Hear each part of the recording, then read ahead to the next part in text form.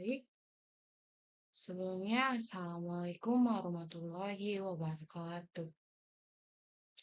Perkenalkan, nama saya Dwiyani Cahya Kamila dengan NIM 230500534 dari Prodi Ilmu Komputer 3 Raksa B. Nah, di sini sebelumnya yang saya hormati dosen selaku dosen pengampu yaitu Pak Isa Maulana, Eskom MTI. Di sini saya akan menjelaskan tentang tahapan thinking, design, UI, UX.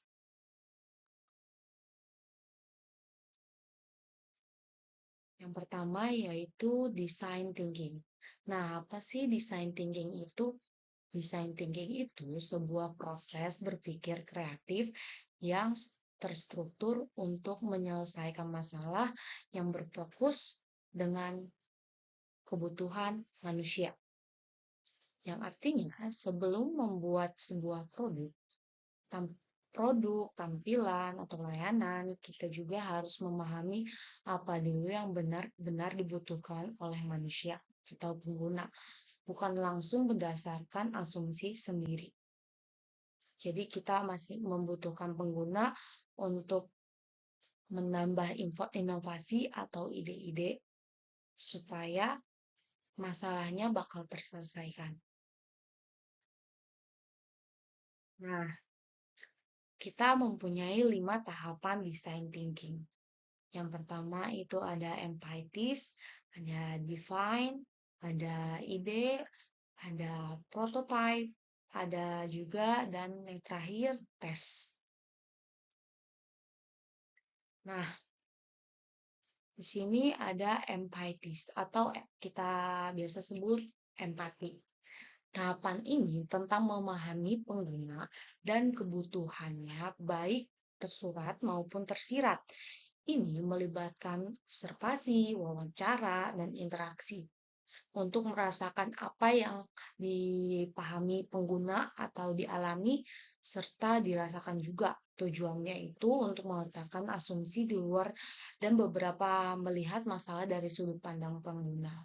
Jadi setelah kita observasi, tujuannya kita observasi, wawancara, itu tuh kita juga harus tahu sih apa aja yang dirasain pengguna kalau misalkan dia merasa menggunakan produk tersebut gitu.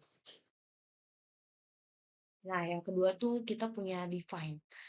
Nah, tahapan ini dari semua informasi yang terkumpul di empati, dari fase empati bakal dianalisis untuk merumusin sebuah masalahnya secara terperinci. Uh, Pernyataan masalah atau problem treatment itu bakal menghasilkan biasanya dari pusat pengguna. Nah, apa aja sih yang bakal dilakuin? Kita tuh bakal mencari atau menganalisis data hasil observasi dan juga akan menentukan masalah utama yang bakal dihadapi serta bakal ngebuat problem statement itu pernyataan masalah. Nah, yang ketiga kita ada ide. Nah, di tahapan ini bakal ngasih dari ide. Tadi kan Divan nyari masalah ya, kalau ide ini bakal nyari solusi. Bakal menghasilkan solusi sebanyak dan sekreatif mungkin.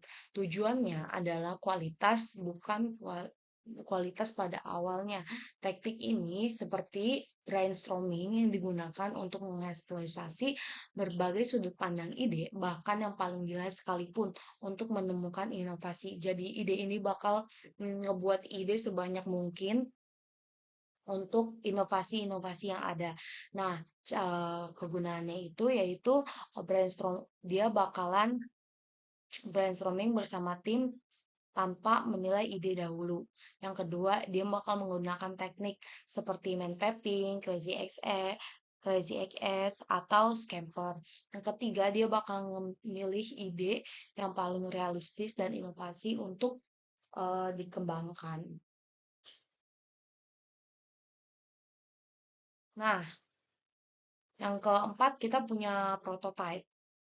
Dari beberapa ide yang terbaik, tadi kan kita buat ide nih. Nah, bakal di sama prototype ini bakal dipilih Dari ide yang terbaik, model fisik atau digital, prototipe ini bakal berupaya ngebuat sketsa sederhana, mankit, atau wireframe. Tujuannya bukan buat produk sempurna, tapi melainkan untuk membuat sesuatu yang bisa diuji dengan cepat dan juga murah. Nah, cara kegunaannya itu dia bakalan ngebuat tampilan wireframe atau main aplikasi, terus juga dia bakal ngedesain model secara sederhana yang bakal buat gampang diubah, terus juga dia menunjukin bagaimana sih solusi cara kerjanya. Nah, yang kelima itu kita ada tes. Nah, tahapan di akhir ini dia bakal nguji si prototipe ini sama pengguna.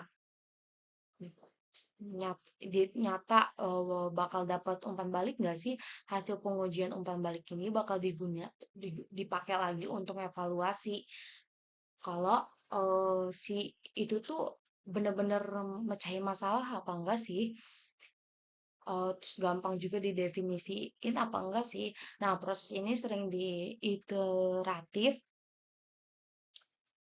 teks teks demdas hasil pengujian dapat membawa tim kembali ke tahap empati atau ide untuk perbaikan. Nah, jadi kalau misalkan masalah ini tidak bisa diselesaikan masalahnya, pas di tesnya gagal, dia bakalan ngulang lagi ke tahap empati, ke define, sama ke ide untuk diperbaiki. Nah, cara menggunakannya yaitu bakal memberikan prototipe kepada pengguna yang akan digunakan, mengamati bagaimana pengguna berinteraksi, mencatat pengendalian saran untuk perbaikan. Jadi, kesimpulannya, design thinking ini bakal ngebantu desainer memahami pengguna secara mendalam, menciptakan solusi yang benar-benar bermanfaat. Proses ini juga beruntun, yang tadi, bisa diulang sesuai kebutuhan sampai solusi yang terbaik bakal ditemukan. Nah, cukup sekian dari presentasi saya. Kurang lebihnya mohon maaf. Wabillahi taufiq walhidayah. Wassalamualaikum warahmatullahi wabarakatuh.